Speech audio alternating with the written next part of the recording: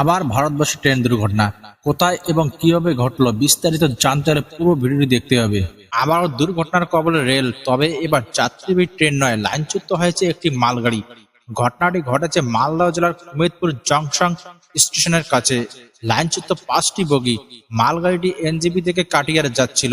ইতিমধ্যে রেলের আধিকারিকরা ঘটনাস্থলে উপস্থিত হয়েছেন, তবে ঘটনার কারণ সম্পর্কে এখনো পর্যন্ত জানায়নি এনএফ রেলের কাটিয়ার ডিভিশন। আর এই ঘটনায় ব্যাপক চাঞ্চল্যকর ছড়িয়ে পড়েছে এলাকায়। রেল এবং এলাকাবাসীর কাছ থেকে যেটা জানা যায়, নিউ জলপাইগুড়ি থেকে মালগাড়িটি বেয়ারের কাটিয়ার যাচ্ছিল। সকাল প্রায় 11টা নাগাদ মালগাড়িটি ট্র্যাক চেঞ্জ করার সময় বিকট আওয়াজ করে পরপর 5টি বগি লাইনচ্যুত হয়ে যায়। মালগাড়িটি লাইনচ্যুত হওয়ার ঘটনায় দূরপাল্লার বেশ কিছু ট্রেন বিভিন্ন স্টেশনে দাঁড় করিয়ে রাখা হয়। যদিও যুদ্ধকালীন তৎপরতায় আপ লাইন মেরামতের কাজ শুরু করেছে রেল কর্তৃপক্ষ। যেহেতু ঘটনাটি মেন লাইনে ঘটেছে, তাই ইতিমধ্যেই রেল কর্তৃপক্ষ বেশ কিছু ট্রেন বাতিল এবং ঘুরপথে চালাবার ব্যবস্থা করেছে।